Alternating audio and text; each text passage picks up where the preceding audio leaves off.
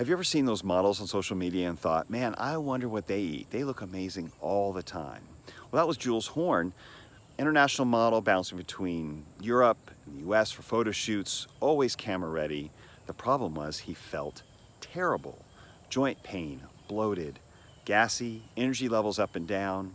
And when he had a blood test, it showed his insulin and blood sugar were way out of whack. He knew something had to change, and he knew it was his vegan diet. So join me as I talk to Jules Horn about what he discovered was his ideal diet. Thanks for joining us today for another episode of Hunger Hunt Feast. With me is Jules Horn. Welcome, Jules. Thanks for joining me. Thank you for having me. Pleasure. Jules is a full-time model in the fashion industry, going back and forth from New York, Germany, all over the world. But his story caught my eye because he's basically made a recent transition from following a vegan diet to an ancestral diet. So I wanted to have him come on and share his experience because I know I can relate to it. He's looking for what is the ideal diet for him. And so I just wanted to hear his story and share it with you guys because I think it's insightful as we're all searching for this. We have to find something that works for us, but to hear what he experienced in this search and in his transition. So Jules, I appreciate you coming on and sharing this with us. So you've been in the modeling industry for how many years now? About like 6 years now. I started when I was 24 and I'm 30 now. Yeah. Okay. 6 years. So, and I think it's safe to say that managing your weight or managing how you look is not extremely difficult for you. I mean, you know what to do. I mean, you've never had a weight problem.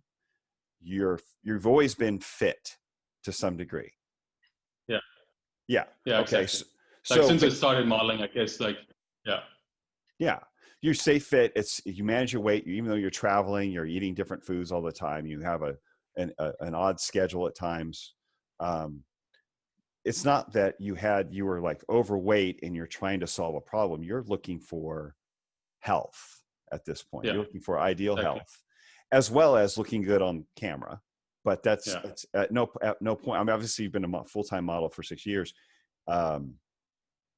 That's not a problem for you. You look good anyway. This is not about looking good in a swimsuit or, looking good with your shirt off. It's about what is going to work best for your body. What's going to give you the ideal spectrum of health.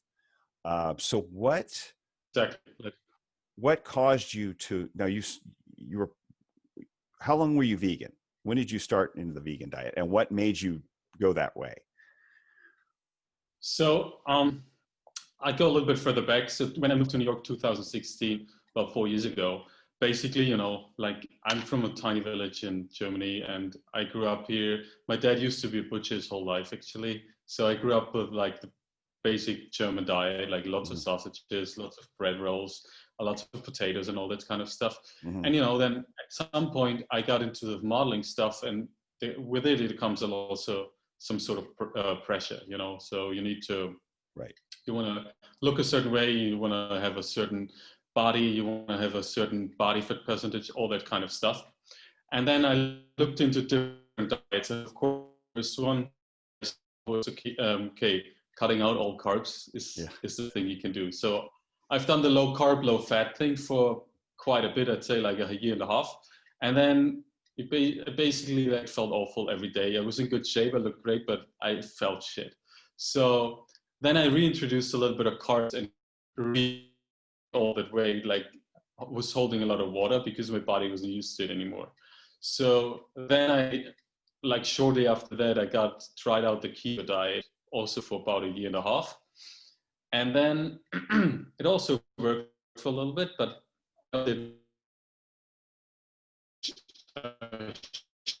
Miami the first week 2019, and the guy who did my hair and makeup, he was saying, oh yeah, he's been vegan for so many years and he feels great. So I was like going back home to New York, did some research, and then I was like, well, I don't feel 100%. And as you said earlier, I'm seeking like for longevity and really internally. Jules, you're cutting out a bit. We're losing your. And I was searching for it. Okay. So just so yeah, I was just cutting all through the last minute. So you went from keto for about a year and a half to vegan. Yeah.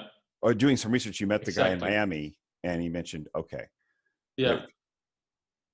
And then I went basically cold turkey vegan, and like I had to eat a lot more carbs and stuff like that. The transition was a bit like bumpy in the beginning because a lot of legumes and all this stuff.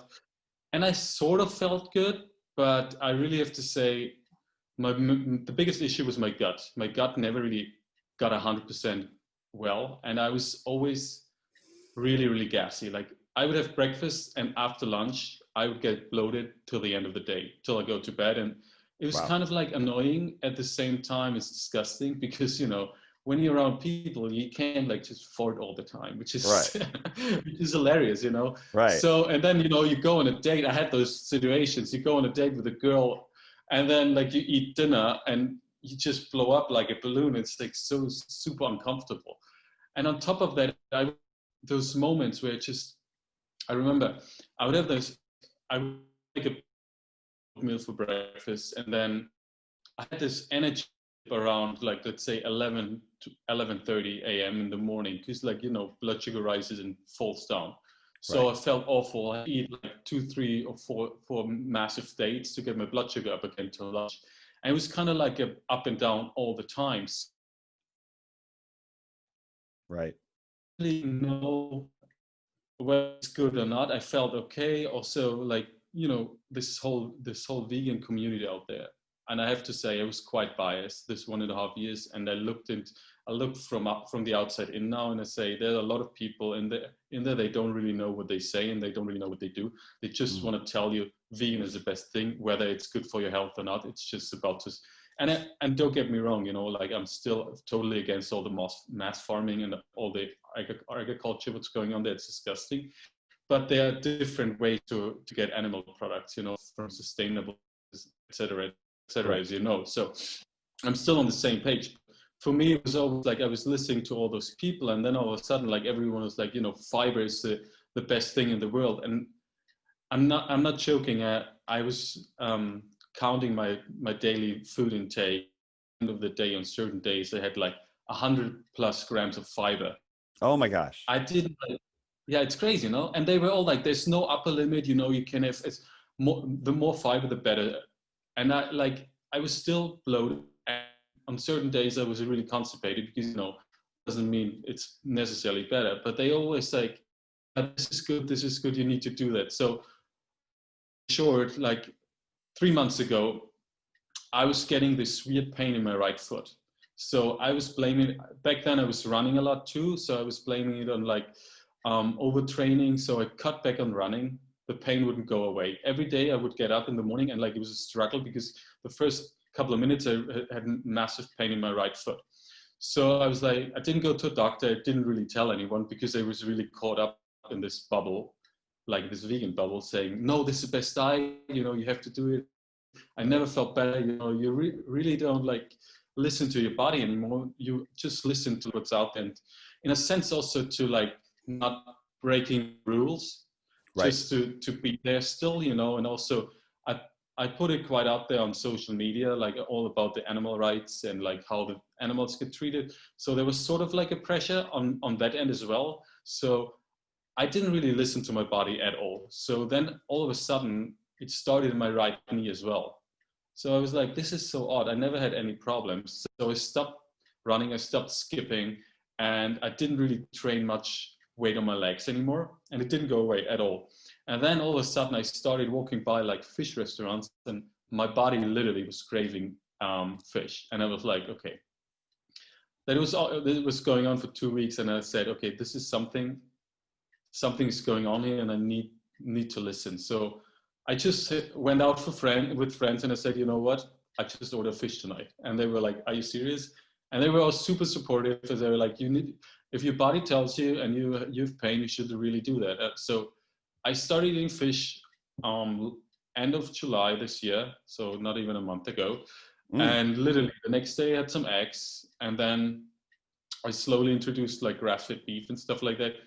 And 5 days in, all the pain was gone. Like no pain at all anymore. Wow. I cut out all the legumes. I cut out all the grains besides white rice, because white rice is super easy to digest, as you know. So I don't have problems with that. And I also really give my gut a little bit of break with all this super hard digestible vegetables. Like I don't do any kale. I don't really do much salad and stuff like that.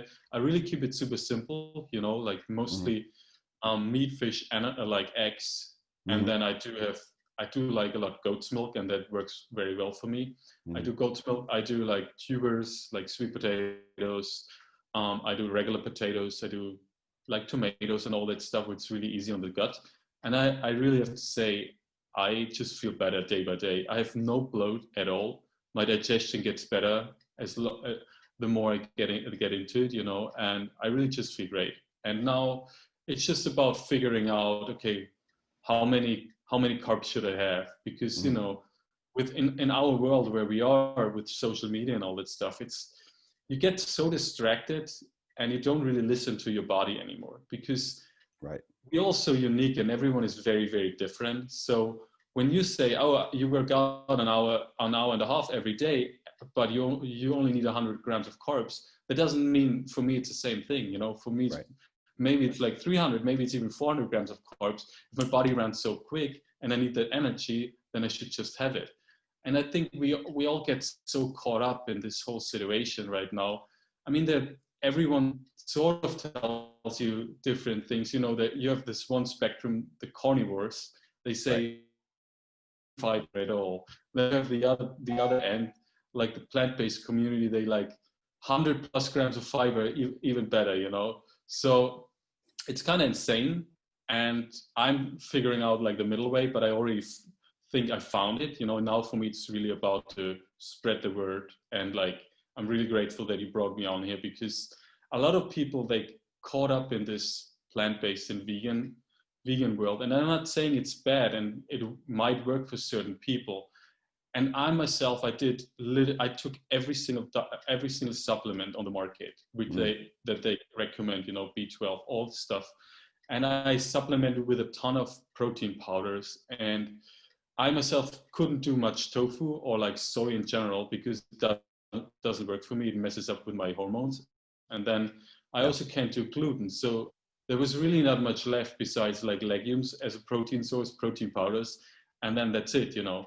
And also I have to say, since I started training with animal products again, like my strength is increasing in a speed that's unbelievable, actually. Like I do a lot of stuff on the rings, like gymnastic stuff. And I was doing a whole set of six ring muscle ups, strict ring muscle ups, a week after I started increasing my animal products again. You know, I was like, this is insane. So there's something 100% that animal products hit differently. Animal proteins is just different for your body, and you need it. It's probably due to the amount of creatine and all that stuff you get. And the fun part is I look my muscle look fuller, but I'm the same weight, you know, like maybe one pound up and down, but it's still the same, you know, and I feel stronger. I feel more energetically, and I sleep actually better as well. And the fun thing is, you know, you probably heard of the Oura Ring. I've been using the Oura Ring.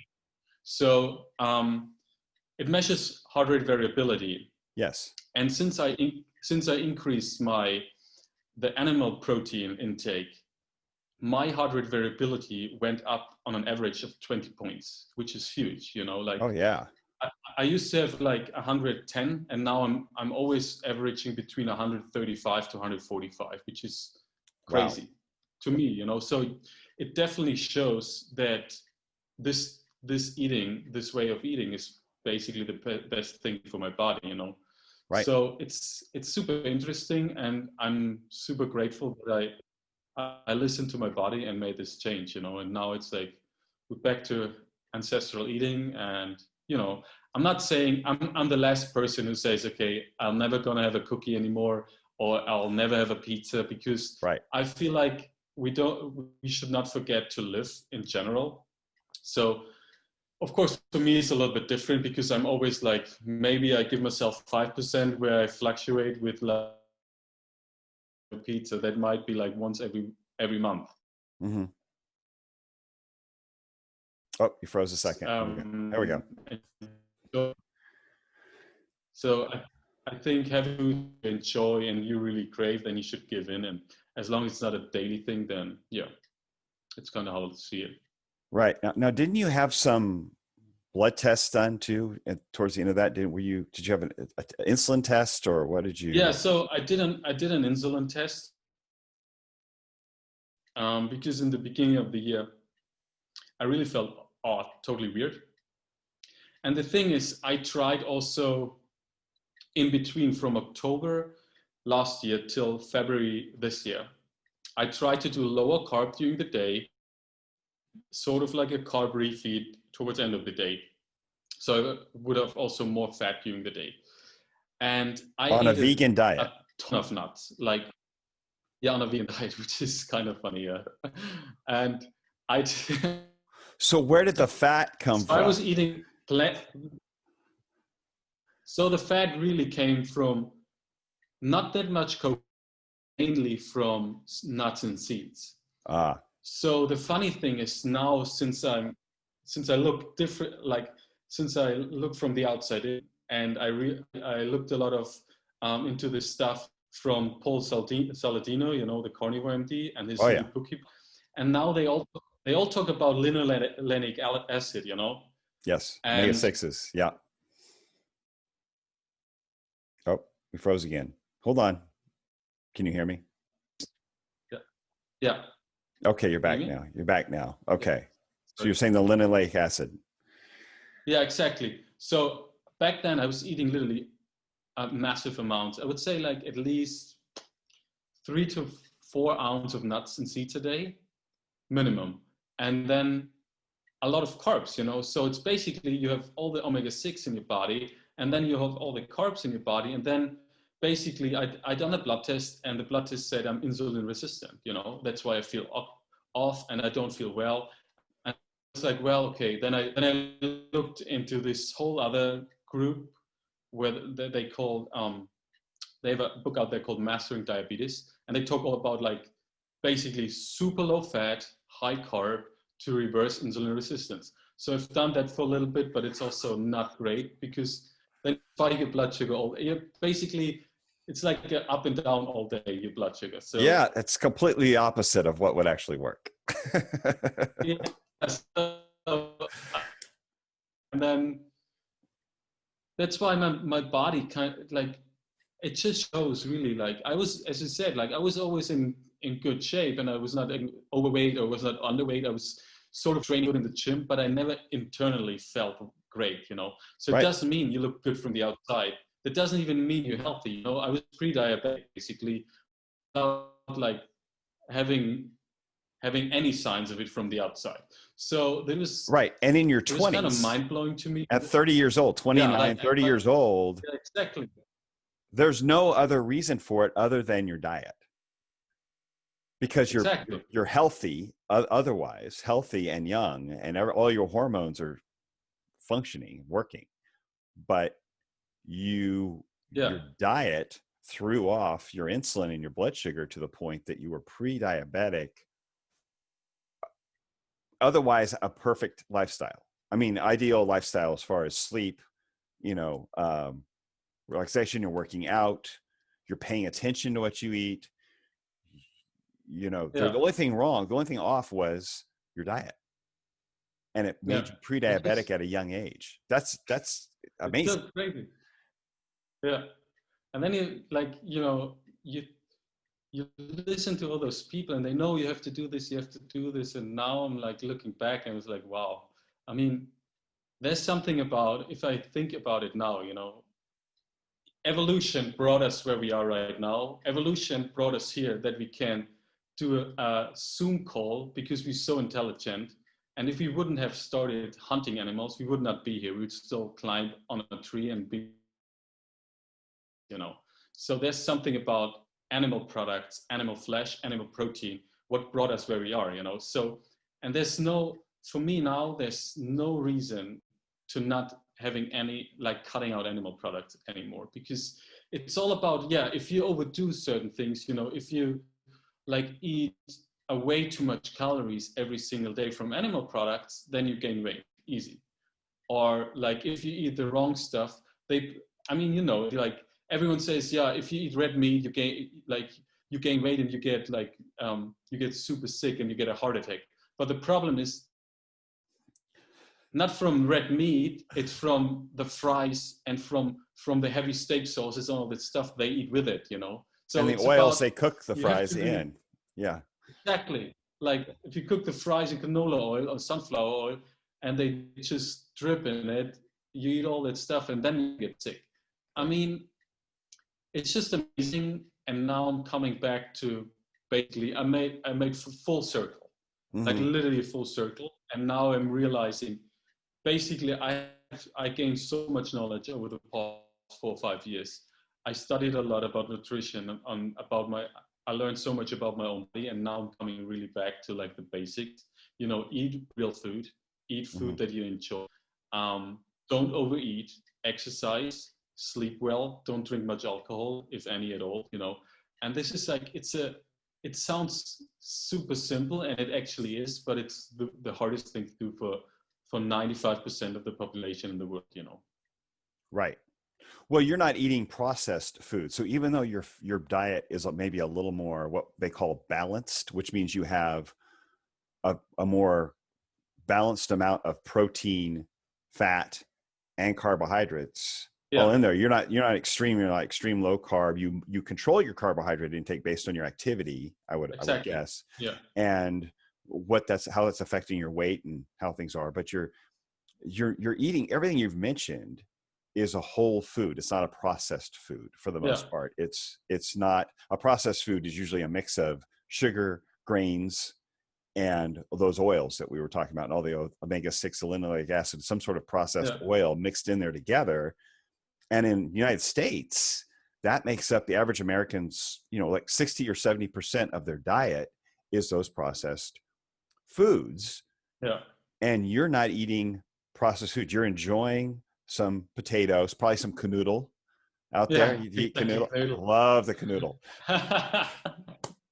And you guys have some great food out there, but it's very much closer uh, to you're much closer to your food source, your original food source. So Yeah, you guys have, and you know this as your dad being a butcher, but more traditional foods in general available as part of your diet. Even in a restaurant, or you go to Oktoberfest, you're going to get roast duck, or you're going yeah, to get some sort of like big roast chicken thing, or it's whole food. And yes, there's some fries here and there's some potato, but you can still get a boiled potato or some sort of cabbage. You have yeah, sauerkraut, which you're famous for, which exactly. is a tremendously healthy food, Yeah, fermented cabbage, which is great for the gut, and and very nutrient dense, but made in a way that is digestible because it's been yeah, fermented.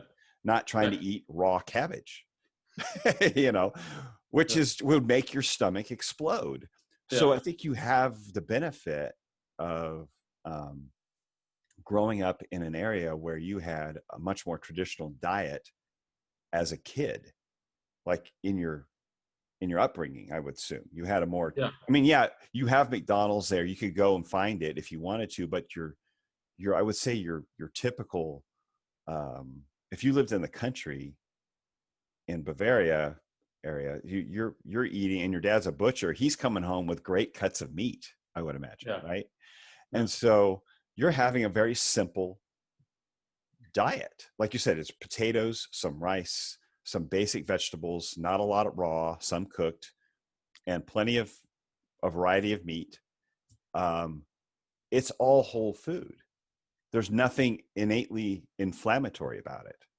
Now, yeah, when you are eating, and you could probably eat a little bit of nuts, here and there, yeah, not right now. Maybe you want to, back away yeah, from that exactly. because you're still Exactly. healing to some degree. I think Yeah, after, a month and a half, 2 months, you're still healing. But you could eat a little bit and be fine, but you were eating an abundance. You were overdoing the nuts. You were Yeah. overdoing the beans, too many raw vegetables, and it was too lopsided. It was too Yeah. all one way. And even though it was whole, it wasn't balanced. It didn't have it was, you were missing something that you started craving, which was that Yeah. fish. Okay. Yeah. Yeah. And so I understand what you went through, because I was vegetarian when I was a model in my 20s, and I was vegetarian for about 3.5 years, and noticed I could not put on muscle like I had when I was in college. Like I couldn't Yeah. put, and I added in. I got really sick one time, and I had this bacteria in my throat, my mouth, that I should have been able to shake. The doctor said I should have been able to overcome it with my immune system, but my immune system was compromised because of overtraining, working out all the time, not enough protein. And when I Yeah. started adding in a little bit of salmon, like you added in some fish, I added in some eggs and some whey protein, and all of a sudden, my energy level was through the roof. My Yeah. strength went up, and I suddenly felt better. I'm like, oh, I've been missing this the whole time. So I completely relate. And I was eating nuts and beans, black beans, rice, almonds, like that was like made up 80% of my diet. All day. Yeah, all day long, from morning till night, always hungry, Yeah. lean, sometimes 7-8% body fat, Yeah. I mean, super lean, very hungry, and Exactly. Very hungry. No energy. overtrained, tired, Yeah. and trying to digest an enormous amount of fiber. So Exactly. I mean, I completely, when you told me, and I heard your story, I'm like, I completely relate to this, from my late 20s as well. Yeah. And that's, Amazing. it's amazing that, I mean, some just have to go through it. we Yeah. have to we have to walk it out to figure it out, Exactly. Yeah. So that's great. So you're working out.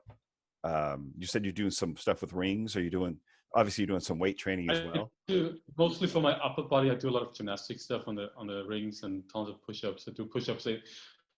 Push-ups I do every day, about like 200, 250, depends. And then when I work out my upper body, I just do ring muscle ups and ring dips and stuff like that. So Mm-hmm. it's kind of intense. You need a lot of energy. And then when it comes to lower body, I do use some weights. Like I really like the trap bar for deadlifts, because Mm-hmm.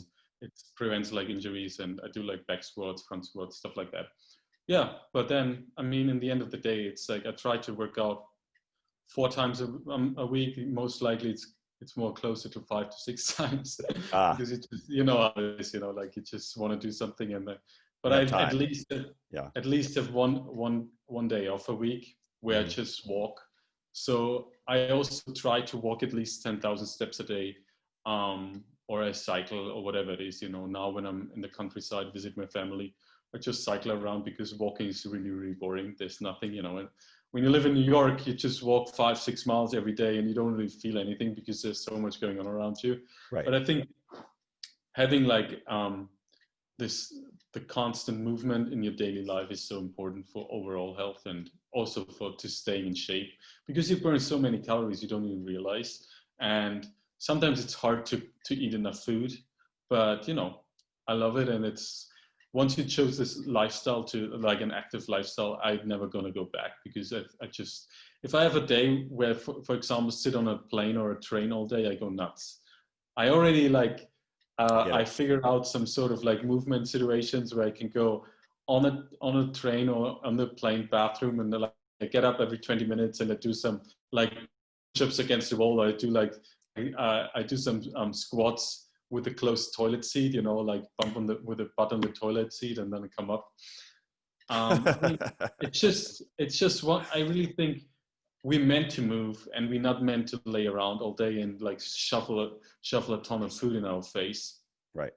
It's the same with eating. I'm a big believer in fasting, and maybe not every day, because every day is a little bit different. If you live in a really like urban city where so much stress already on yourself, like in New York, for example, some days I really wake up and I'm starving, and then my cortisol is already elevated. And then on those days, you shouldn't really do a long fast or anything. Just eat a healthy breakfast that doesn't spike your insulin too much. Have some carbs, have some fats, have a good amount of protein that keeps you full till lunch or whatever. And then, yeah, and then every other day, I think I try to do once every week or every other week a 24-hour fast, just to get like the whole benefits, as this guy from Eat Stop Eat, he says like fast once a week for 24 hours, Brad Pillon, right?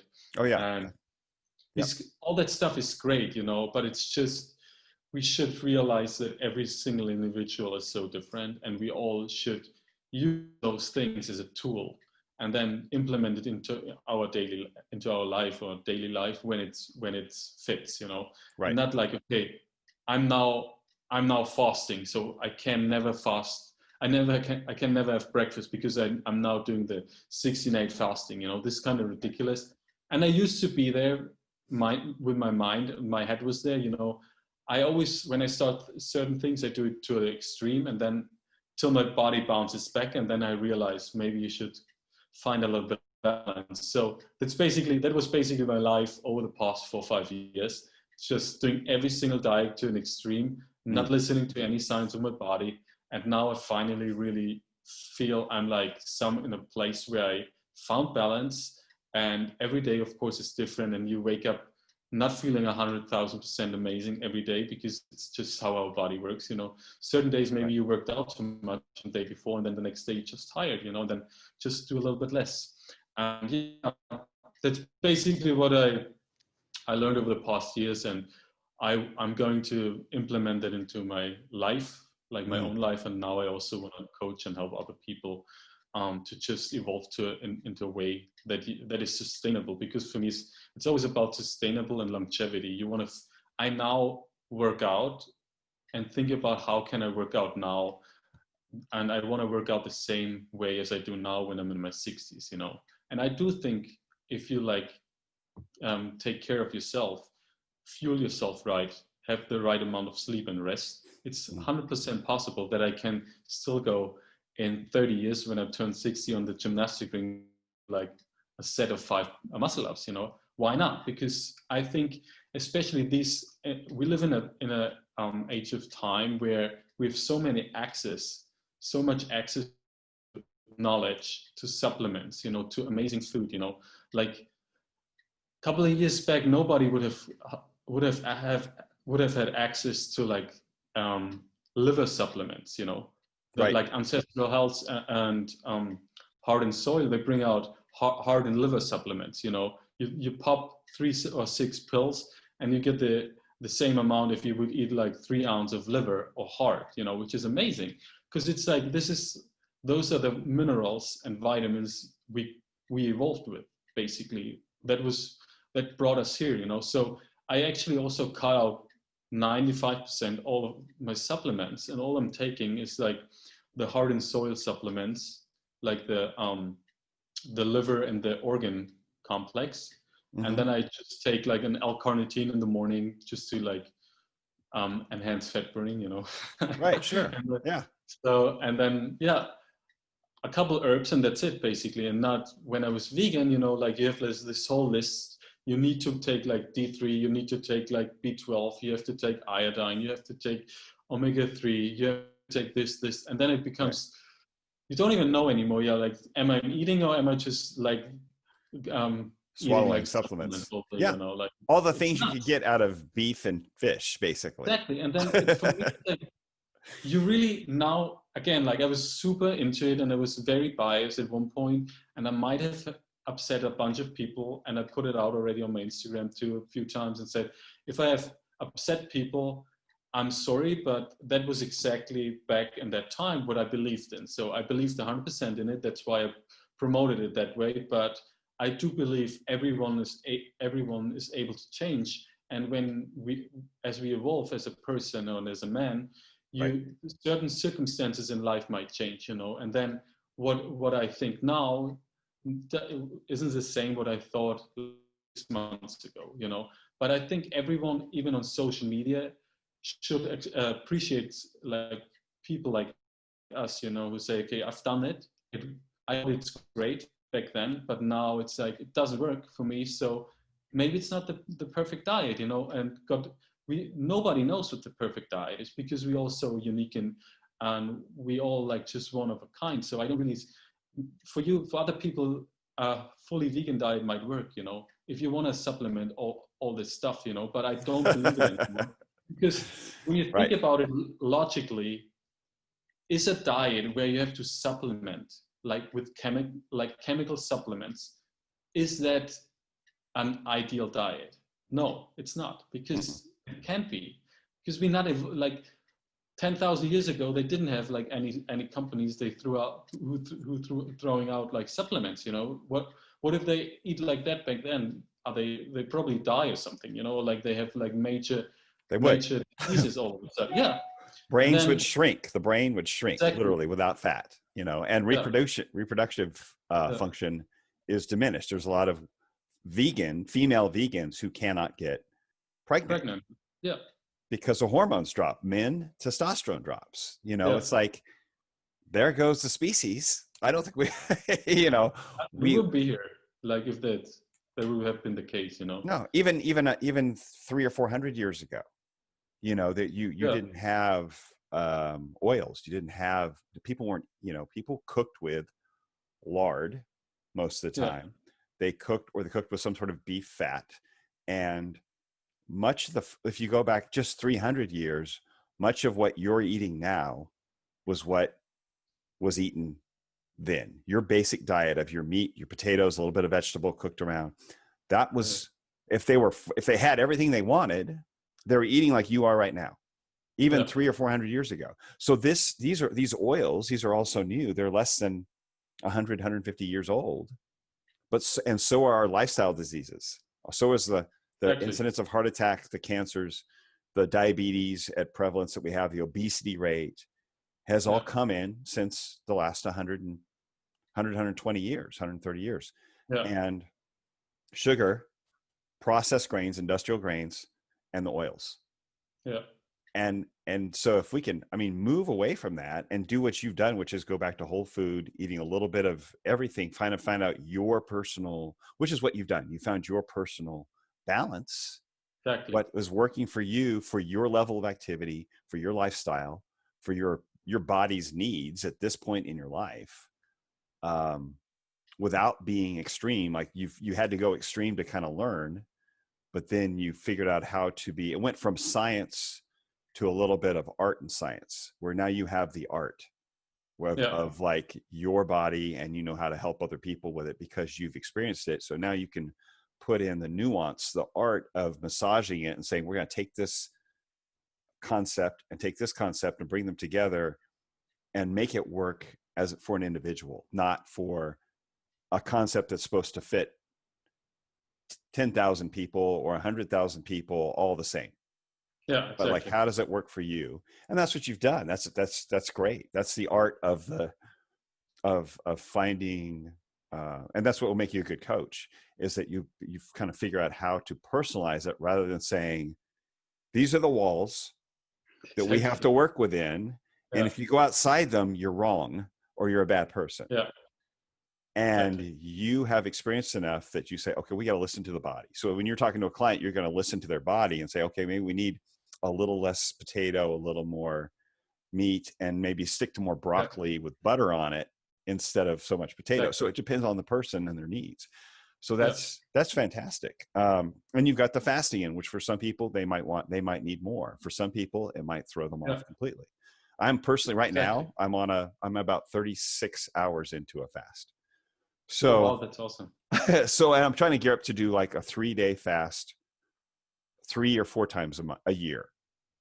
But most Yeah, of the time I do what you do, and I do like a 20 to 24 hour fast once a week. And then I'll have, you know, some that are in that 14 to 18 range. And then some days when I get a workout in early, I eat afterwards. And it might be 9 o'clock in yeah, the morning, it might exactly. be early. It depends on the day, it depends on the schedule, and depends on what my body's telling me. Yeah, So that's awesome. I mean, I love that you have figured this out so quickly, because it yeah. took me a lot Well, longer than that to figure it out. Took that's me a decade. Um, but to figure out how to do that, you know, that age. But I think it's like what you said, the information is out there now and we can communicate. yeah, and we can learn from each other so much more quickly. And the guidelines, especially that, you know, the United States is still putting out the guidelines that are making people sick, right? The dietary guidelines. I mean, yeah. And so it's up to this kind of conversation. And like you mentioned, you're talking about Saladino, and I'm sure you know who Nina Tickholz is, but some of these other people you've mentioned that's how we're building this. That's how we're helping people, and growing the knowledge base despite what our government is telling us. Exactly. You know, just listen to the. I just got the book from Rob Wolf, the Sacred Cow. Sacred Cow, yeah. You know, I just finished it, and it's kind of an audiobook, because when I walk or when I cycle, it's much easier to listen to it than rather than sitting down, you know. And it's kind of like mind-blowing and amazing at the same time. It's because what they do is basically really coming back to the basics again, like having cattle on grass, on pasture, and then like it's also amazing, you know, and then eating real food, like. And they also say, you know, for some people, as you just mentioned, you know, some people might need a little bit more potatoes or starchy carbs, and other less, you know. And then 50 pounds fat. If I'm not already active. Yeah. Back? Now there we are. I think I hear you. Can you hear me? Now I can see you moving. Yeah, we got you. Yeah, I hear you. Yeah. So I said, when you have 50 pounds of body fat to lose, you know, it doesn't hurt you to fast half a day. But if you're fairly lean and you like go to the gym every single day and you do intense workouts, that might you already have the stress from fasting, and then you stress you. That might be good for certain days, but not every single day, you know.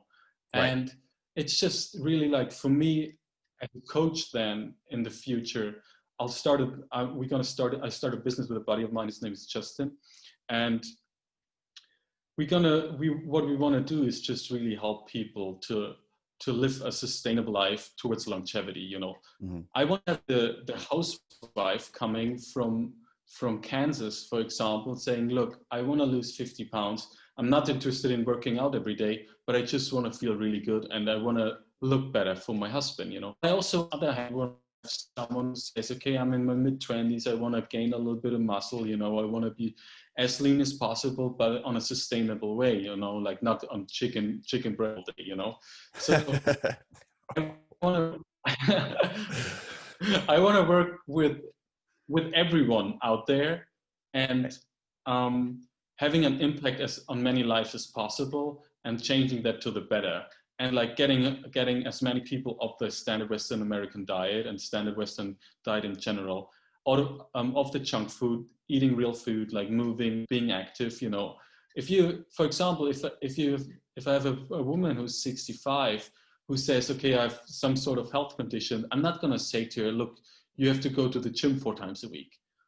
You can start, like, okay, if you go out for a walk, like get 1 hour of walking in every single day, like try to get at least in the beginning 5,000 steps, you know, and then you work up to 10,000 steps. That's huge already for them, you know. Then cutting out the processed food and stuff like that, and your life like evolves in such a beautiful way. And also you lose a lot of weight, you feel better, you sleep better, your mood is better.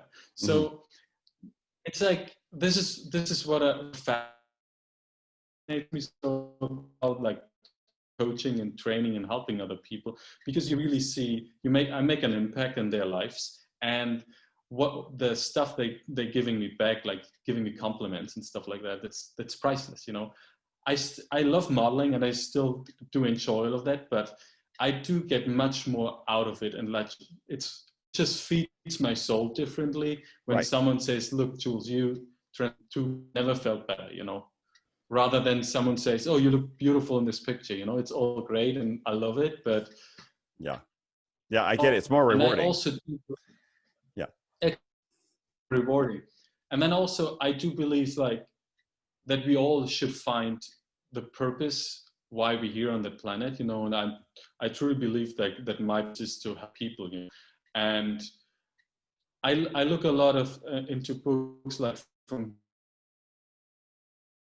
Nhat Hanh, all those Buddhist monks, you know, and they all say the same thing in the end of the day. They all say the most selfish thing you can do is help other people, because it comes back to you in 100-fold, you know. And I'm not doing it because to get anything out of it. It just makes me feel good. And I think if we all serve each other a little bit more, if we all are more mindful with each other, the world would be really a different place. And especially in this time we are right now with this COVID and freaking out, you know, I think as you keep sane and like keep like focused and have certain goals in your life, have the people around you that support you, then you're doing great, you know. And then health is such a big thing. If you take care of your health, you're not going to get super sick.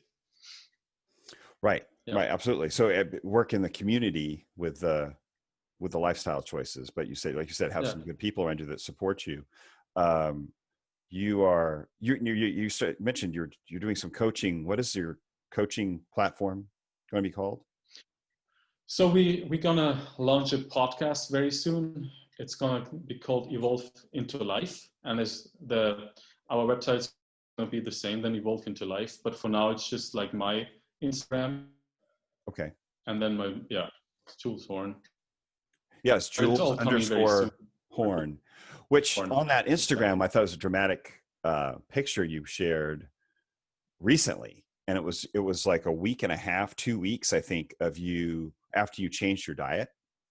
There was a before and after of like when you were vegan, and then a week and a half, 2 weeks maybe of eating ancestral, and it was like exactly. I mean, you said your weight didn't go up. It's like all your muscles are full. They're full of glycogen. I mean, they're actually like healthy. The difference, you're still lean, but your muscles had more definition. They were fuller.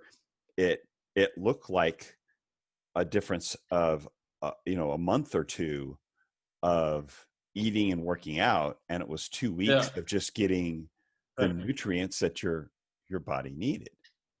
And so people should definitely check out your Instagram and to keep up with you for when that Evolve into Life comes out, because I'm sure that's going to be great. You said you're partnered with an American, right? Justin. Yeah, Justin Lawrence. Okay. Yeah, he's a great guy, and he's a coach for a couple of years. You can find it also on my Instagram. Like I'm gonna post some stuff about him as well, and then it's in the highlights. So he's a great guy. Definitely, everyone should check him out. Absolutely. All right. Yeah. So he's already a trainer. Is that correct? He's been coaching like since 6 years. So okay. He's coming from, he's done a lot of CrossFit. So we come from total different areas, which is amazing. And, you know, I have this fashion background, which is kind of like unique also from people. There are not that many people, maybe you know, but I don't know anyone else who's transitioned from modeling and taking it serious then, you know, because a lot of people in the fashion industry really don't know anything about food, nutrition, or like fitness at all, you know. No, a lot of the girls I remember, so I was there in the 90s. I was doing it in the 90s. So Milan, Miami, New York, Germany. I was in Germany quite a bit, Spain. But yeah, the diet plan was coffee and cigarettes, essentially. That was the diet. And they wanted the girls especially, but I had to lose a bunch of muscle when I was a California college kid when I went over to Italy, and I was beefed up, and they wanted me skinny. So I had to stop lifting so much. I had to, trim down and change my diet. And that's when I really started learning to cook and looking into my diet. But the girls were unhealthy. They were rail thin, and the agencies kept telling them to get thinner. And they were drinking, it was coffee and cigarettes for breakfast and lunch, and dinner was maybe some small item and whatever drinks were bought for them at the club that night. That was their dinner. And, they were literally skin and bone, whittling away, no muscle tone to them whatsoever, no idea of health. And a lot of them are, let's say 16, 17, 18 years old. They're away from their parents. All they know is life is a party right now, right? there's obviously those who go on and who have, as they get past 20, they realize, oh, I've got to start paying attention. But again, their concept of nutrition is what they see on social media. And so it's like what you found, it's like you're looking, but you don't have a great source because there's so many messages coming at you. You pick, oh, I want to look like him, or I want to look like her. So I'm going to follow that diet. And there's no real concept of what is going on, like how your body's supposed to respond to it. And that's why I got curious. I started asking trainers when I was a model, like 20 questions. Every time I'd see a trainer, I'd just ask them a bunch of questions. It was my personal curiosity. And we didn't have the internet then like we do now. So I couldn't just, we didn't, this is back in the old days, right? So this is, and so it was reading books, and it was trying to listen to stuff and experimentation. And that's how I learned. But I mean, I think now with the speed of the internet, I mean, you've sped your experimentation, your learning up so much because you can plug into these resources. But what my point was, people look at models and they think because they're thin and they look good in a swimsuit and they're on the beach and looking, that they know what they're talking about when they talk about their diet, because they're saying, I'm a vegan, or I'm doing and they really don't. They're genetically gifted 18 and 20-year-olds who could eat out of a trash can and still look good in a bathing suit. Yeah. And you really don't know, they really don't know. So this whole idea of skinny is healthy has misled a lot of people. It's like, oh, if you're skinny, it's working because that's what they want. They want to be skinny. And for their long-term health, or even over the course of 2 or 3 or 4 years, they don't realize the detriment, the pain, like what you experienced, or how they feel is unhealthy. And you're looking amazing. Yeah. You're being shot for V-Man. You've got Bruce Weber shooting you. You're at the, you're living in New York. You've got this ideal lifestyle, but you were uncomfortable and unhealthy and pre-diabetic, and no one would know it. Exactly. That's a danger of it, That is a danger. That's a danger of looking at people and strictly thinking, oh, they're skinny, I'm going to do what they do. And it's, I mean, if you're going to find a group of skinny, unhealthy people, you'd probably find them in modeling. I mean, probably find a lot of them now, not so much now, it's improved, but if you were to go back, like when I was, it was like a lot of very skinny, very unhealthy lifestyles of alcohol, not much good food, and under eating and starving themselves. And so I think it's great that you coming out of that industry where there is a lot of pressure to look a certain way. There's also a lot of virtue signaling, what we call it, where I think where people are spreading, there's a bit of a push towards a dogma, like towards veganism, because of the activist side of it, the political, the social pressure, because like you mentioned, the farming situation, how we treat animals is has turned into it's not good for anyone. It's not good for the animals. It's not good for the humans, because the outcome, the food that we get from it isn't great. Which like sacred cow is a much more, it's a sustainable farming where it's actually carbon negative, is putting carbon back into the soil. So there are methods to make it ideal, but there's social pressure in your industry to be a certain way or have certain ideas, right? Like the vegan is probably very popular with models, is it not? Yeah. And so, it is.